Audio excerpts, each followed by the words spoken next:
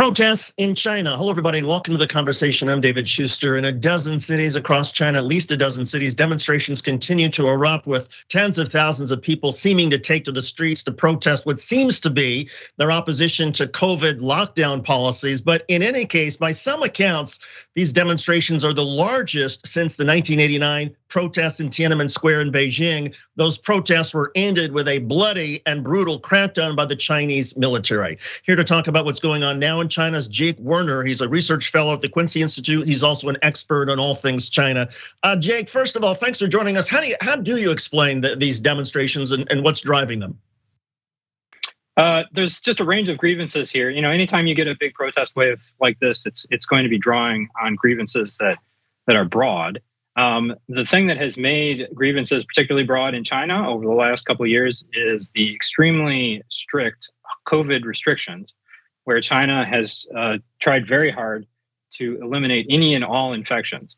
And that requires people to quarantine in their apartments or in quarantine centers for 2 weeks if they are infected or if they are exposed to someone who's been infected. And the very intense Chinese surveillance system makes sure that a lot of people get caught up in that. Those who are a little bit reluctant to quarantine in this way, they are forcibly confined to their home, sometimes even have their front doors bolted shut. And that kind of feeds into what set off this protest. People have been watching the effects that this has had on other Chinese people around the country. Recently, there was a fire in the western provincial city of Urumqi. The fire killed 10 people, and it seems clear that some obstacles that were in the way of firefighters getting to the emergency is what contributed to a very low response and probably increased the number of deaths. People found out about that and they said, this could have been me. You know, like the fire door in my apartment is locked too. And then that sort of just resonates with the entire frustration about these increasingly broad lockdowns, increasingly broad because the infection rate has been going up, and it's been affecting more and more people. So people's livelihoods are affected. Millions of people are locked in their apartments. It just set off a general frustration around the COVID restrictions. But there's also a political element. We can talk a bit more about that if you like. Well, those images of the fire and people essentially being locked into their apartments and realizing that some people, you know, maybe it may cost them their lives because they're essentially jammed into the apartment and can't leave has been so sort of horrific and certainly seems to have inspired a lot of people. And a lot of people in the West and the United States in particular have been watching this. What do you make of the Biden administration response? What should the response be in terms of the US relationship with China? Well, thus far, the Biden administration has been fairly cautious. They've said they're skeptical that the zero COVID policy is workable. They've said that people have the right to protest. They support people's right to protest, but they haven't really gone beyond that. They haven't strongly embraced the protesters or said that China should democratize immediately, something like that. I think that is actually quite wise under the circumstances. The issue is that the administration and the US in general is in kind of a fix right now. The relationship with China has deteriorated really sharply over the last 5 years.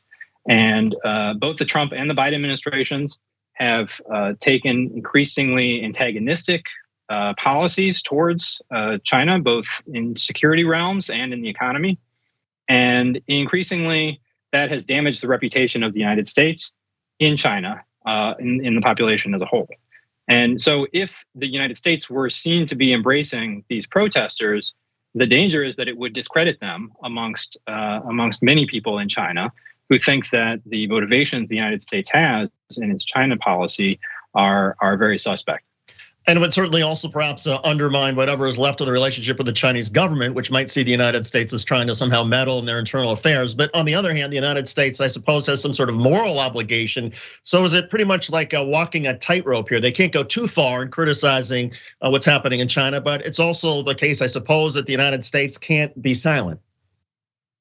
Yeah, I mean, I think the tack that the Biden administration has taken is quite. It manages to walk that line. Right? They say we support the right of people in China and everywhere to protest. And in fact, the Chinese constitution itself enshrines the right to protest. So this should not be controversial. This should not be something that's interfering in the internal affairs of China to simply say, people everywhere have the right to protest. But going further than that, and giving the sense that the United States supports some kind of regime change, or could be covertly supporting the protesters, or something like that, that would be quite dangerous, both for American interests and for the interests of people in China. What do all of these protests in China mean for the regime of Xi Jinping? Good question.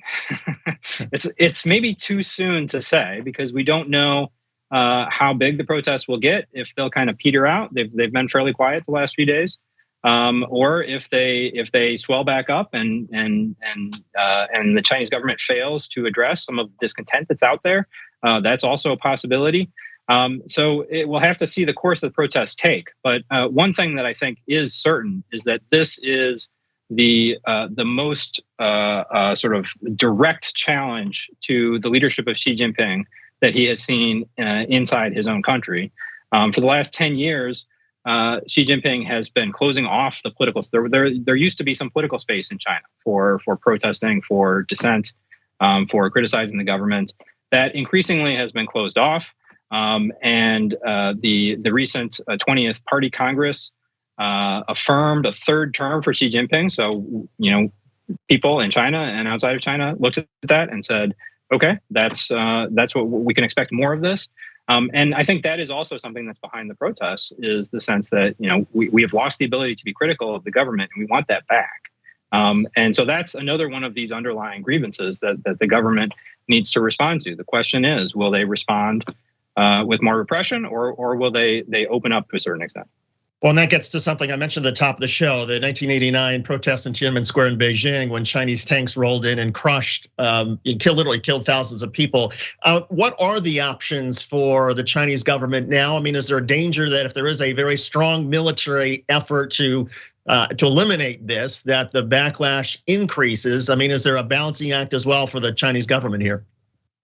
Yes, absolutely. I mean, we've seen this sort of general type of protest, spontaneous, not organized, not part of organized politics, but a spontaneous popular protest of what's going on in a country, criticizing unaccountable elites. This is something we've seen around the world over the last several years, all the way back to the Arab Spring. So in some ways, this is something very similar.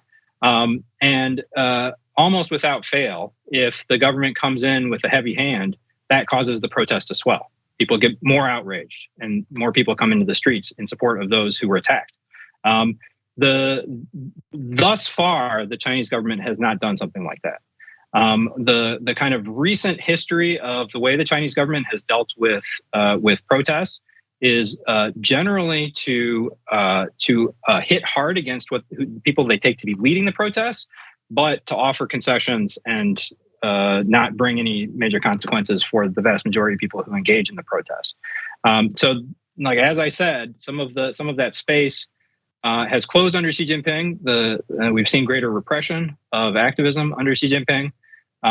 So we can't tell for sure what direction it's going to go, but that would be a model that the party could pursue that would not involve major violence against the protesters.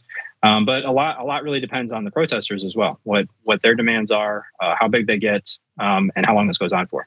As far as the direction of COVID in China, a lot of people here in the United States may not quite understand. I mean, China really, it sealed cities off. And as a result, I suppose it tamped down the spread of COVID. But is that possible to sort of keep it contained now? And what happens if it spreads across China?